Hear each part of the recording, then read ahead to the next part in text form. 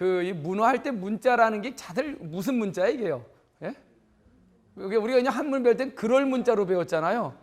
근데 아주 오래된 그 문자의 원형을 보면 문양 문자입니다. 그러니까 패턴.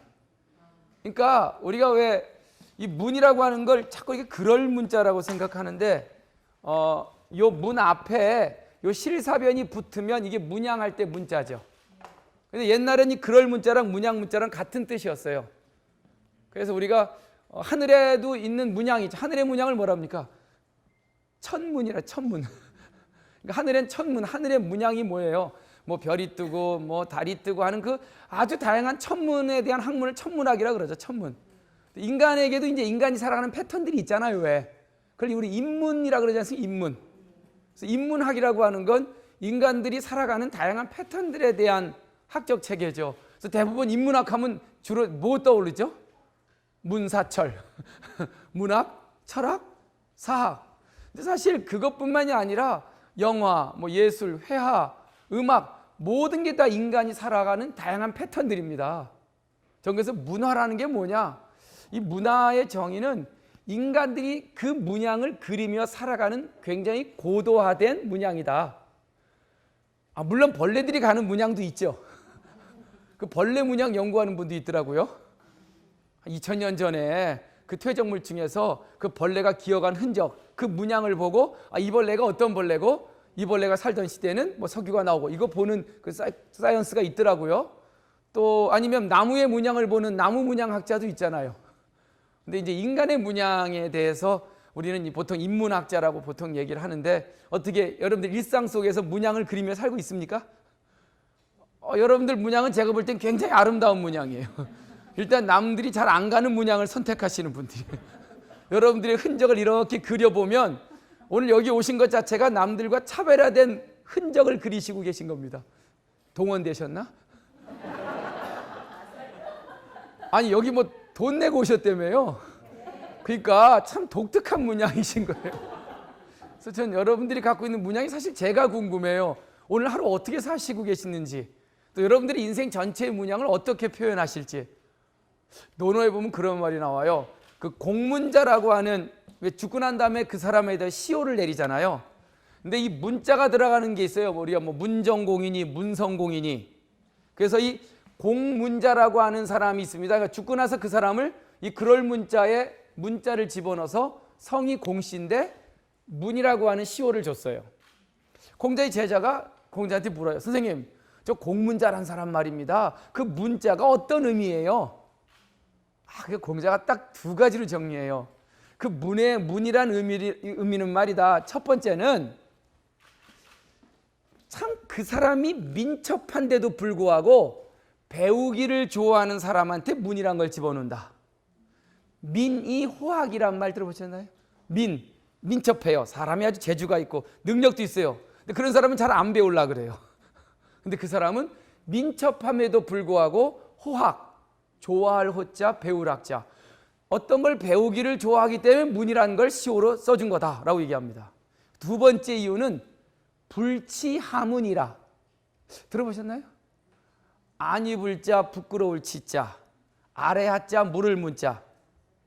나보다 밑에 사람에게 묻는 걸 전혀 부끄러워하지 않고 물었기 때문에 문이란 걸 써준 거다라고 대답합니다. 그러니까 제가 볼 때는 여러분들이 문화되신 분이고 인간의 문양을 그려 나가시는 분들이라면 제가 볼 때는 두 가지예요. 호학, 배우기를 좋아하시는 분, 맞죠? 그리고 두 번째, 묻는 데 있어서 지위 고하를 안 가리고 물으시는 분들.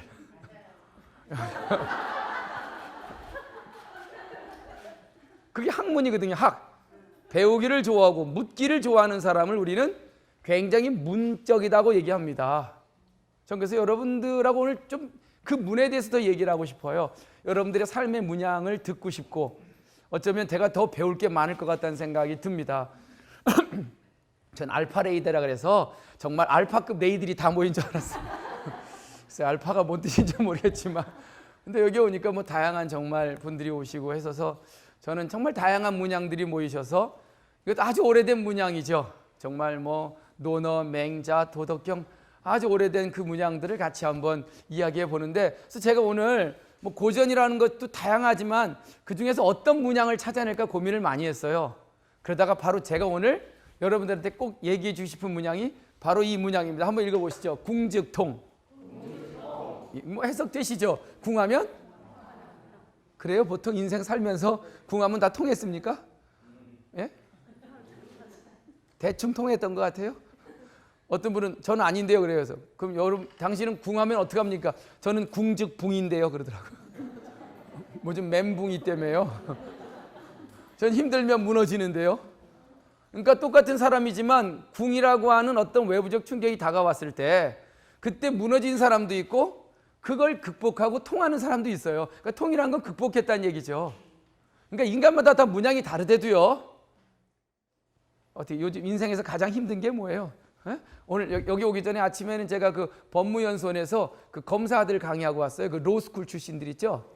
그러니까 로스쿨이라고 해서 로검이라 그래요. 로스쿨 출신 검사를 로검이라 그럽니다. 벌써 이름이 만들어졌어요. 38명 뽑아갖고 지금 이제 법무연수원에서 이제 연수시키는데 제 강의를 갖다가 반드시 16시간 들어야 돼요.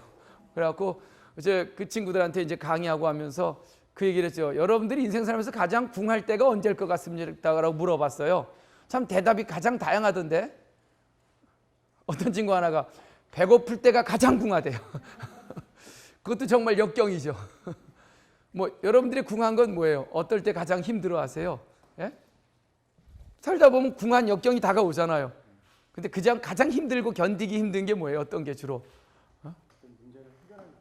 예. 아 도저히 답이 없을 때, 답이 없다고 생각할 때, 뭐 조금 뭐 어쨌든 뭐 하다못해 어떤 분은 내 앞에서 누가 차를 끼어들어도 그것도 역경 중에 하나입니다. 내가 뭐 줄을 섰는데 누가 내 앞에 쓴다, 이것도 굉장히 궁한 역경이에요. 심지어는 잘 나가던 사람이 갑자기 지위를 잃고 자기의 모든 재산을 다 잃고 결국은 저 나라고 떨어진 것도 궁함이죠. 아니 전 이런 것도 궁함 아니에요? 갑자기 내가 밀었던 사람이 대통령이 돼갖고 졸지에 청와대 대변이 됐다. 엄청난 역경 아닙니까? 그건 역경 아닌가? 아 그런 건 행복한 일입니까? 저는 가난하고 천해지는 것도 역경이지만 갑작스럽게 로또를 맞고 부자가 되고 귀한 자가 되는 것도 역경이라고 봐요. 그때마다 그런 내가 일상적으로 경험할 수 없는, 즉 내가 이해가 안 되고 내가 내 자신이 스스로 해석이 안 되는 어떤 상황이 다가온 건 다 궁한 겁니다. 궁하면 당신은 통해야 한다. 이게 굉장히 중요한 아름다운 인문이다. 인간이 살아가는 삶의 패턴이다라고 많은 고전에서 이구동성으로 얘기하고 있습니다. 전 그래서 그런 문양을 그릴 수 있는 사람을 정말 인문학적 토양이 되신 분이라고 강조하고 있습니다. 이게 원래 주역에 나오는 말이거든요. 주역하면 대부분들 점치는 책 아니에요. 저도 그래요. 글쎄요, 뭐 점과 관련이 있지만 그분이 오셨어요. 뭐 이거하고는 전혀 다릅니다. 이게 이제 주라는 게 나라 이름이고 역이라고 하는 건 체인지죠. 그러니까 주나라 사람들이 세상에 어떻게 문양을 그리며 변할까? 그들이 그 변화를 요즘 일반화시키고 그걸 갖다가 부호화시킨 게 주나라의 역입니다. 그러니까 주나라 사람들이 세상의 변화를 읽어내는 패턴이에요. 그래서 주역이라고 하는데 하나라 사람들이 읽어내는 패턴도 있어요. 귀장. 그건 좀 어려운 거죠. 연산이라고, 이건 주나라 사람들이 사회 변화를 읽어내는 패턴들이 있습니다. 근데 우리가 가장 알려진 게 주나라 역이죠. 주나라 사람들이 이 세상이 어떻게 변화하는지에 대한 자기 나름대로의 뭡니까? 이 공리화라 그러죠. 수학의 공식을 만든 게 주역인데 다 떠나서 주역에 이런 말이 있습니다. 한번 읽어보세요. 궁즉변, 변즉통. 이게 줄여서 궁즉통이란 말이 나온 겁니다. 이게 줄어져서. 그러니까 원래 주역에 궁즉통이란 말은 없어요. 그러니까 궁하면 변하래요. 근데 변하면 통한답니다. 이 변통이란 말 좀 들어봤나요? 변통? 네. 언제 들어봤습니까? 돈 꿀 때. 아니 은행에서 돈 꿀 때 변통하잖아요. 왜? 그것도 변통 중에 하나지만 변통이라고 하는 건 나에게 다가온 상황에 맞춰서 가장 최적의 모습으로 변하여 그 어려운 상황을 극복해 나가는 인간의 문양을 변통의 문양이라고 얘기합니다. 변통. 어떻게 변통 잘 하세요? 예? 예? 잘 안 됩니까? 갑작스럽게 뭐 아침에 일어나니까 몸무게가 10kg 늘었다. 변통할 수 있습니까? 왜 그 카프카 소설 보면 일어나니까 내가 갑자기 벌레가 돼 있다. 그때 느끼는 지금 나라는 존재가 내가 도저히 마음에 안 들어. 이 벌레 같은 나. 그러면 혹시 벌레가 된다면 어떻게 하실 겁니까? 예? 예? 뭐 글쎄요. 벌레라고 하는 아침에 일어나니까 내가 벌레가 됐어요. 그럼 어떻게 할 거예요? 벌레 그대 자체가 살아요. 그게 변통입니다. 벌레처럼 살면 돼요.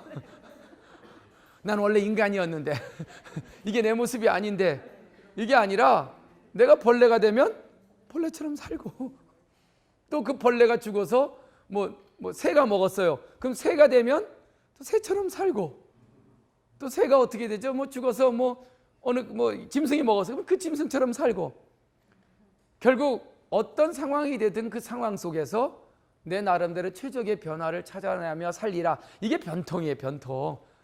좀 이렇게 크게 얘기하면 좀 그런 거고 작게 얘기하면 결국은 지금 내가 처한 상황에서 가장 최적의 변통이 뭐냐 이 고민만 하면 얼마든지 궁죽통이 될 수 있대요. 어떻게 다 그런 문양을 그리며 살고 계십니까?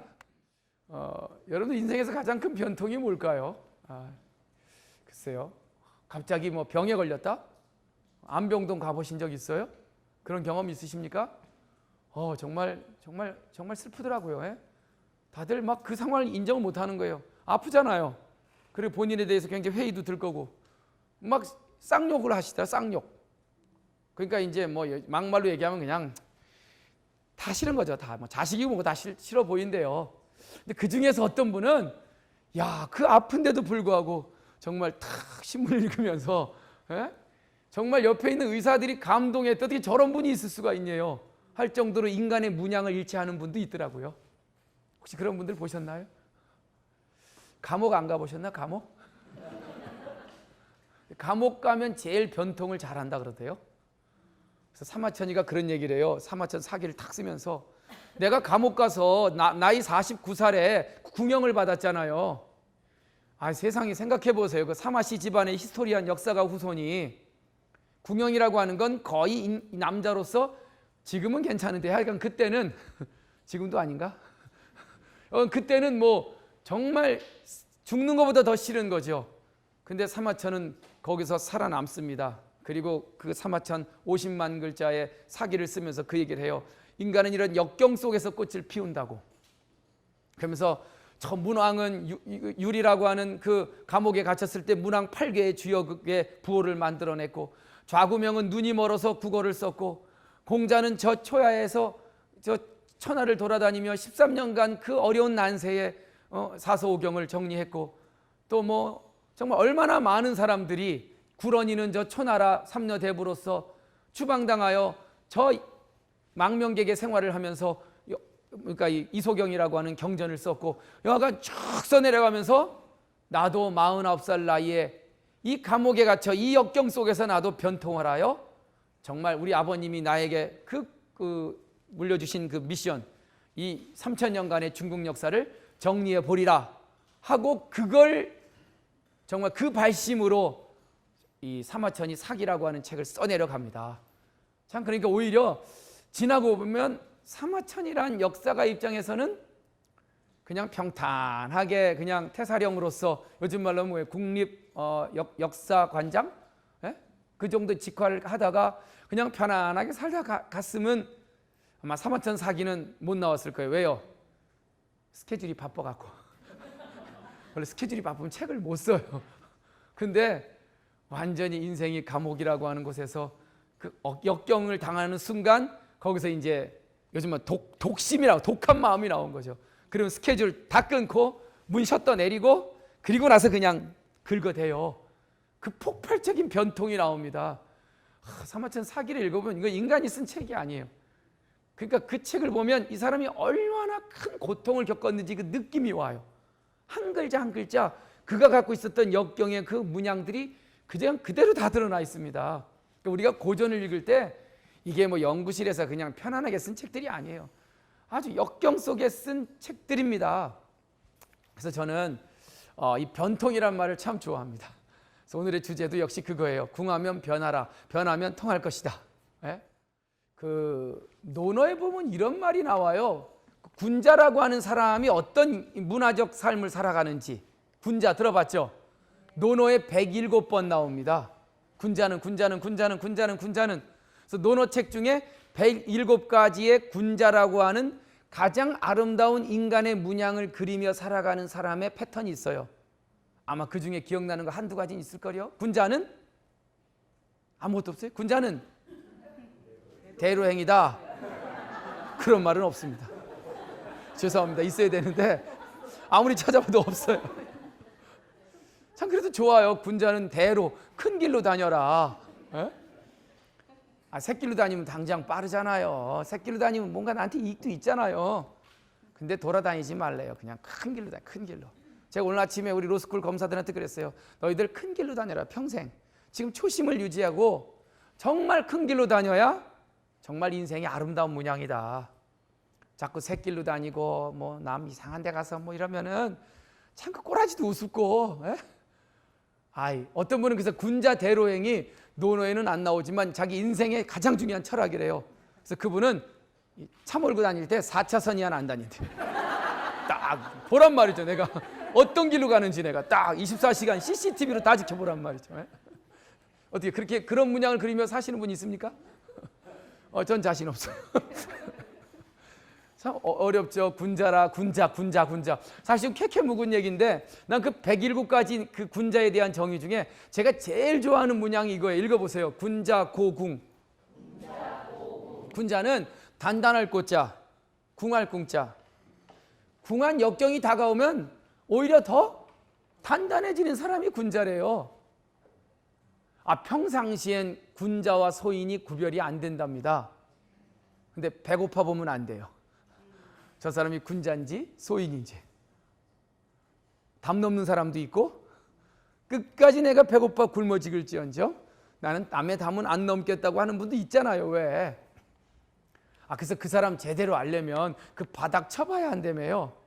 여기 아직 혼인 안 하신 여성분들 계십니까? 안 하셨죠 다? 예? 안 하셨죠? 했어요? 여기 뒤에 안 하셨죠? 그러면 배우자 구할 때 가장 중요시 여기는 게 뭐예요? 직업이 뭐예요? 가진 돈 얼마예요? 아파트 몇 채예요? 이런 거예요? 전 이걸 봤으면 저 사람이 정말 힘들 때 어떤 반응을 보일까? 이거 굉장히 중요해요. 이 바닥을 안 보고 잘못 결혼하면요 나중에 바닥 보면 실망해서 안 돼요. 저 사람이 바닥 치면 저 정도였구나 멘탈이. 얼마나 실망스러워요. 좋을 때는 잘 안 드러나잖아요. 왜? 그래서 그 사람 끝까지 하려면 왜 고스톱 쳐보면 안 되며요? 상대방에게 궁한 역경을 부여하는 게 뭐예요? 고스톱에선 박, 피박, 광박, 쌍박. 그럼에도 불구하고 상대방이요 군자, 고박 뭐 이런 말은 없나? 군자는 박을 당해도 흔들리지 않는 법. 얼마냐 하고 줄 수 있으면 군자입니다. 거기서 판 없고 막 주변 사람들 욕하고. 제가 아는 어떤 분은 전화할 때마다 전화 받는 목소리가 달라요. 어떨 땐 받으면 막 그냥 짜증내고 어떨 땐 받으면 오랜만이다. 저 그분의 목소리를 왜 이렇게 냉탕과 온탕을 왔다 갔다 하는지 그 답을 주기를 찾아냈어요. 그게 묘하게 우연히 발견했는데 그분이 갖고 계신 주식의 전날 주가지수랑 같이 뛰더라고요. 이게 그건 벌레의 문양이에요. 벌레가 그렇거든요. 배고프면 막 거품 물고 배부르면 이러고. 적어도 인간의 문양은 좀 달라요. 오히려 더 힘들 때 웃음을 잃지 않는 그 문양. 그 멋지지 않아요? 그런 문양을 갖고 있다면. 전 그래서 정말 사람 평가는 그 바닥 쳐봐야 된다는 생각을 전 해봅니다. 그래서 왜 그런 말이 있어? 그래요. 이게 조선시대 때 왜 잘 나가던 사람이 하루아침에 역경을 당해서 인생이 나락으로 떨어지는 경우가 딱 하나 있죠. 유배라는 게 참 말이 좋아서 유배지. 그 유배의 경비도 다 본인이 되는 거 아세요? 모르셨어요? 국가에서 대주는 줄 알았어요? 철저하게 자부담입니다. 그러니까 유배에 끌려갈 때 타는 술에 옆에 있는 호송꾼까지 모든 걸 내가 다 대줘야 돼요. 그러니까 유배라고 하는 건 돈 꽤 들어가는. 안 가면 안 되죠. 안 가면 어떻게 합니까? 빚내 갖고 가야 돼요. 예? 아, 그래도 어쨌든 주변 그 친척들이고 뭐고 다 돼야 됩니다. 공동경비를 줘야 가서 사는 것도 자기 부담이에요. 그러니까 다산 정약용도 18년 동안 유배 가서 거기서 다 자부담이에요. 그래서 다만 자기 어머니 외가 쪽이 해남 윤씨라 해남 윤씨에서 돈을 좀 대줘 갖고 그나마 견딘 겁니다. 제일 유배 중에 최악의 유배가 뭐냐? 끊어질 절자 섬도자 절도 유배입니다. 끊어진 섬으로 가는 거예요. 보길도 좀 더 나아가선 저기 뭐 신안군 가면 유배지가 많아요. 왜요? 신안 출신이세요? 신안군 출신들이 조상들이 훌륭하신 분들이 많아요. 왜? 왜냐하면 주로 훌륭한 사람들이 유배를 가거든. 아, 대충 붙어먹고 사는 사람들이 유배 안 가요. 정말 똑똑하고 정말 군자처럼 사는 분들이 유배를 가요. 그분들이 치하실 거 아니에요. 다 후손들. 그러니까 강진, 신안, 저 보길도 이런 출신들은 굉장히 프라이드를 지녀도 괜찮아요. 왜? 훌륭한 조상들이 있기 때문에 내가 있다는 생각으로. 특히 최악이죠. 제주도입니다. 제주도 중에 저 남쪽에 대정이라는 곳이 있어요. 대정. 추사라고 하는 분이 거기로 유배를 8년간 갔어요. 추사 김정희 아시죠? 대정 하니까 잘 모르더라고. 그래서 라온 골프장 밑이라니까 좀 알더라고요. 골프장 좋아하시는 분들은 중문단지에서 뭐 서쪽으로 한 15km 하니까 대충 알아요. 근데 대정하면 잘 몰라요. 거기가 완전 유배지였어요. 근데 거기가 문명이 있습니다. 대정향교라고 향교도 거기 있어요. 굉장히 문화적인 뿌리가 있는 데인데 우린 그런 데 안 가고 전부 다 뭐 서귀포 뭐 중문단지 뭐 무슨 뭐 성박물관 이런 데만 자꾸 가죠. 예? 그 대정이라는 곳에 가서 생각해 보세요, 여러분. 제주도라는 곳이 어떤 곳입니까? 얼마나 그 최악의 유배지예요. 문화 자체가 없잖아요. 좀 뭐 왜 지방에서 뭐 자꾸만 서울 와서 뭐 이렇게 뭐 살고 싶은 이유가 문화라는 게 뭐예요? 먹고 사는 문제가 아니라 어떤 나라고 하는 존재가 어떤 문양을 그리며 살 거에 대한 고민들이 있잖아요. 그래서 그 볼쇼이 발레단 하면 막 30만 원씩 내고 가는 거 아니에요? 예? 왜요? 그러니까 그게 그 볼쇼이가 이게 문화가 있다 그죠? 사실 그게 문화인지 모르겠지만 여하간 대부분 다들 멘붕 됐을 겁니다. 국방부 차관, 병조 참판. 그러니까 그 잘 나가던 국방부 차관 출신이 완전히 언제 끝날지도 모르는 그 역경이 떨어졌을 때 대부분 뻔해요. 뭐 술 먹고 대충 뭐 그냥 세상을 원망하다 끝났겠죠. 근데 거기서 안 무너진 거예요. 잘 아시잖아요. 그래서 거기서 오히려 변통을 합니다. 그 변통이 뭐였죠? 내가 국방부 장관은 더 이상 안 됩니다. 거기서 어떻게 국방부 장관이 됩니까? 그럼 거기서 최적이 뭐예요? 내가 여기서 가장 잘할 수 있는 변통이 뭐냐? 글 쓰는 거. 그래서 글씨를 갖다 쓴 거예요. 추사체라는 게 그래서 나온 거예요. 그 꽃이 그렇게 핀 거예요. 아, 만약에 난 추사 입장에서 보면 오히려 유배 간 게 그분한테 인생의 덕이야. 만약 국방부 장관 했으면요. 그 조선시대 원어브댐이에요. 수없이 많은 장관 중에 한 사람 아닙니까? 근데 추사체는 온리원 아닙니까? 지나고 보면 오히려 추사 김정희는 그 역경이 오히려 그 인생에 있어서 중요한 꽃을 피운 계기가 된 거 아닌가요? 그 역경 좋아하시네 이제 여러분들도 그러면. 말이 좋아서 그렇죠. 여하간 그때 자기 제자 이상적이라고 왜 그 역관 출신인데 거길 찾아왔어요. 그래서 이제 자기가 그림을 하나 그려주잖아요. 왜 그 유명한 그림. 바로 이 메시지예요. 어떤 역경이 다가와도 너 자신을 잃지 말고 정말 인간으로서 위험을 잃지 말고 그 역경 속에서 최적의 나를 찾아 살아라. 그게 세한도라고 하는 그림으로 만들어집니다. 세월이 추워져 봐야 안다는 뜻이죠. 논어에 나와요. 여러분들 너무나 잘 알잖아요. 온 세상이 다 요즘 말로 하면 눈으로 덮여 있고 정말 찬 겨울이 됐는데 그 푸르렀던 나무들은 다 변통 못하고 다 정말 궁직붕댔죠. 근데 소나무 잣나무 몇 그루 딱 그려놓고 봐라. 그러면서 뭐라고 써있어요? 이거 많이 들어보신 거 아닙니까? 응? 새한 연후에 세월이 추워진 연후에야 그때서야 알 수 있대요. 뭐가요? 그 소나무와 잣나무가 가장 늦게 조락하다. 시드는 나무라는 걸. 잘 나가던 여름 이렇게 비 내리면 다 푸르러요. 다. 어떤 나무 하나 푸르지 않는 나무가 없어요. 근데 추운 겨울이 와보 그때 알아요. 진짜 어떤 나무가 끝까지 푸른지. 사람도 마찬가지입니다. 예? 내가 좋을 땐 주변에 다 좋아요, 전부 다. 근데 마지막 가봐야 알아요. 내가 힘들 때 정말 끝까지 내 옆에 있을 사람 그렇게 많지 않을 거려. 세탁 연후에, 세월이 혼탁해진 연후에야 그때서야 알 수 있다. 군자란 사람이 불변, 자기의 삶의 문양을 변치 않고 그대로 유지해 나간다는 걸. 이게 보물 180호입니다, 여러분들. 잘 아시잖아요. 이거 집에 하나씩 있으시죠, 다? 이것도 없이 사세요? 중앙박물관 가니까 15,000원 주고 팔더라고 이게. 야, 15,000원인데 똑같아요. 그거 하나 딱 걸어놓고 저게 내 인생의 삶의 패턴이다.